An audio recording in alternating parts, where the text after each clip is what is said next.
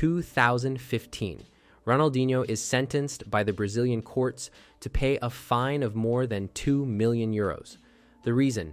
The illegal construction of a fishing platform and a house on protected land near Porto Alegre, a relatively ordinary case until the authorities try to recover the money, because when they check his bank accounts, they discover something completely surreal. According to Brazilian media, the former Ballon d'Or winner had only €6 left in his bank account. €6 for one of the most famous players in football history, a superstar at FC Barcelona, a global Nike icon, and a player who earned tens of millions of euros during his career. So how is that possible? How can a footballer who earned so much money end up with almost nothing just a few years later? Well, Ronaldinho is not an isolated case. According to a 2023 study conducted by the UNFP, the French Professional Players Union, 50% of footballers are bankrupt just 5 years after the end of their careers. And this doesn't only affect football. Several other studies show that the figure rises to 60% for former NBA players, and even up to 78% for NFL players who face financial problems within 2 years of retiring. It may sound hard to believe, yet behind the collective image of luxury cars and 7- or 8-figure contracts, the financial reality of many players is far more fragile than we imagine. So why is this problem so common? And how can athletes who sometimes earn in 1 year what most people earn in a lifetime lose everything just a few years later? That's what we're going to try to understand. And contrary to what many people think, the problem does not simply come from luxury cars, expensive watches, or excessive spending. The first reason is much simpler. Footballers earn huge amounts of money very early. In most careers, income increases progressively with age. You start with a modest salary, and as experience and responsibility grow, earnings rise. But in football, the logic is completely different. Some players sign their first professional contract before they even turn 18. Overnight, a young player who has just left the academy and was earning a few hundred euros can suddenly be making tens of thousands of euros per month, sometimes much more. The issue is that at that age, almost no one is prepared to manage such sums. Most young players have received no financial education. At 17 or 18, they do not really understand investment, taxation, or even basic wealth management.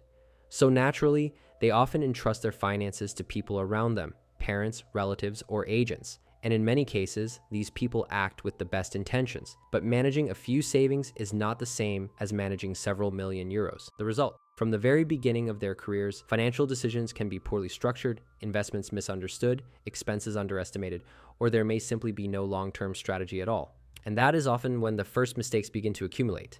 But another factor also plays a major role: the inner circle. When a player becomes wealthy, his status changes abruptly, and with it, the expectations of those around him. Family, friends, partners, everyone becomes directly or indirectly connected to that money. And sometimes situations can quickly become very complicated. The story of Emmanuel Eboué illustrates this well. The former Arsenal and Ivory Coast defender had a very successful career. He played in a Champions League final with the Gunners in 2006, spent several seasons in the Premier League, and earned very comfortable salaries. But after his career, his financial situation collapsed. In 2017, his divorce became public, and according to several accounts, the proceedings led him to lose a large portion of his assets. The family home, the cars, part of his wealth, everything went to his ex-wife.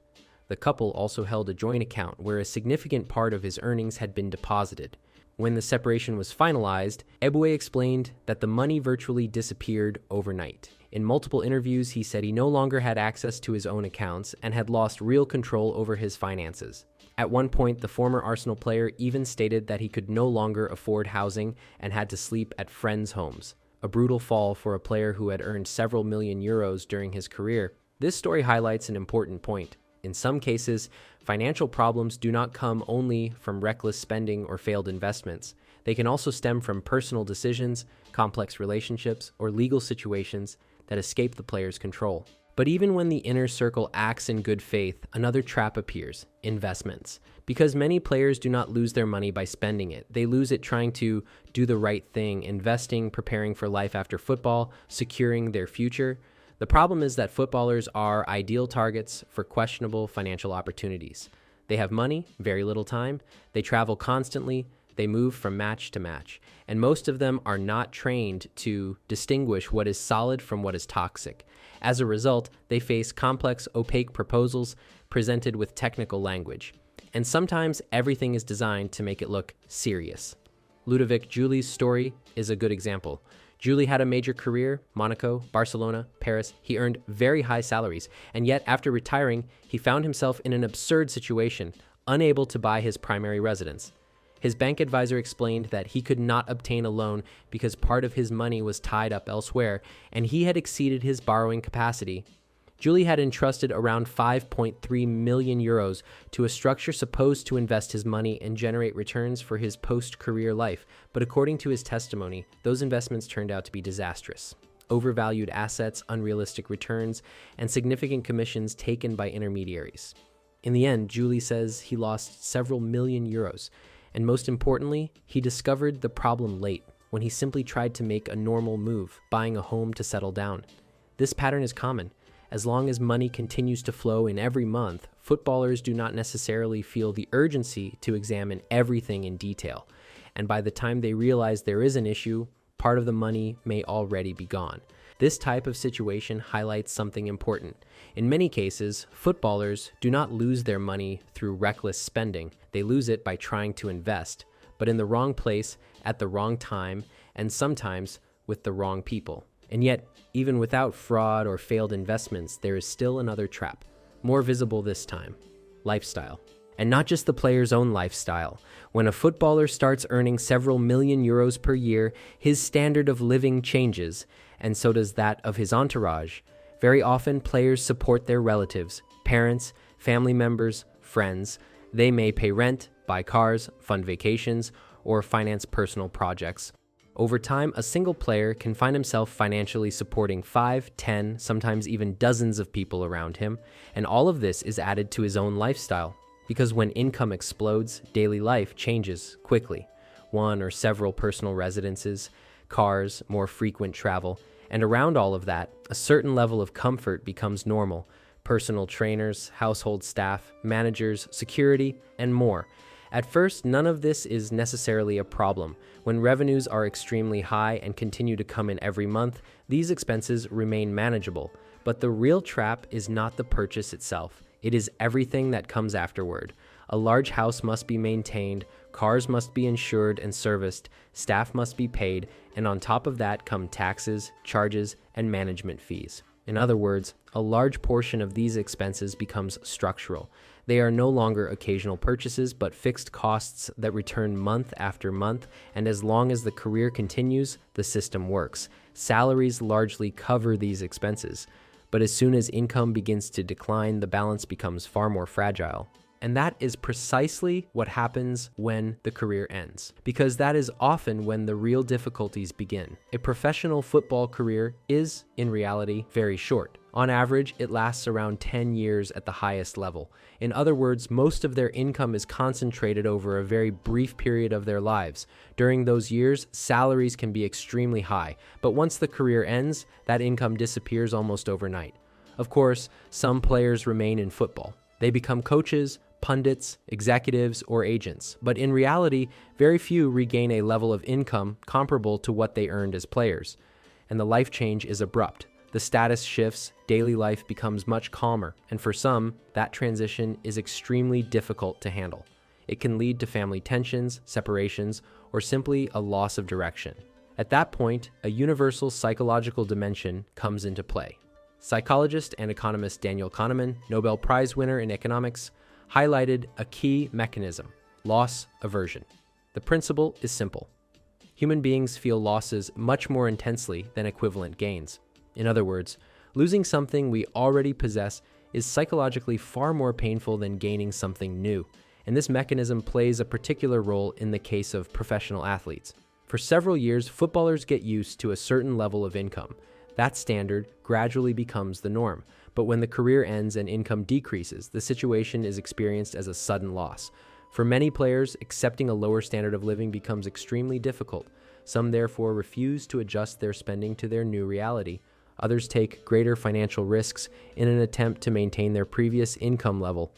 through speculative investments or poorly prepared projects, and that is how problems can escalate. The paradox is that these decisions are often made in the hope of preserving the lifestyle built during their career, but they sometimes accelerate the downfall instead. The issue is not only financial, it is also psychological. But this does not happen every time. Some athletes have managed to prepare for life after their careers in a far more strategic way. We can think, for example, of athletes like Tony Parker in basketball, who invested in several companies and in sports ventures, or players like Blaise Matuidi, who launched their own investment funds. But perhaps the most interesting example remains David Beckham. Because his transition was not based simply on financial investments, it was based on a strategic decision made even before the end of his playing career. In 2007, Beckham left Real Madrid to join the LA Galaxy. At the time, many saw the move as a pre-retirement. American soccer was far less visible than Europe's top leagues, and Beckham accepted a lower salary than he could have earned elsewhere.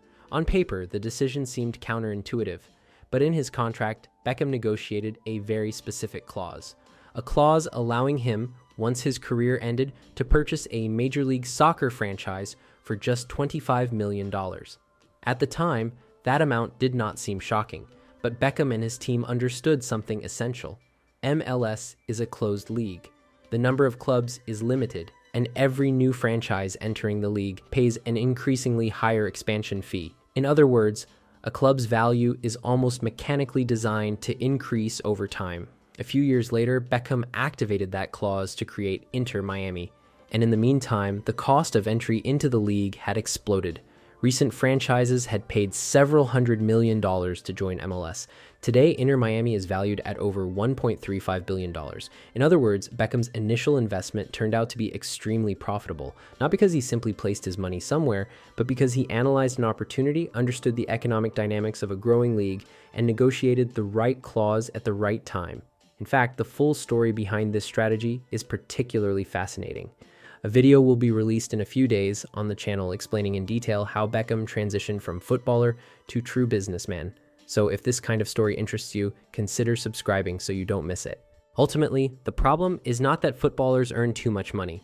The problem is that the money comes extremely fast, perhaps even too fast, and almost always without real financial preparation. When we see the amount some athletes earn, it often feels almost impossible to lose that money. It's a bit like watching someone win millions in the lottery. We assume it guarantees security for life, and yet we know that even there, some people end up losing everything, often much faster than we imagine. So in your opinion, what is the real issue behind these bankruptcies? A lack of financial education, the influence of the entourage, bad investments, or simply the difficulty of adapting to a new lifestyle after such an intense career? Share your thoughts in the comments, and if you enjoyed the video, don't forget to like it, boost it, and subscribe so you don't miss the next analyses. See you soon. Bye.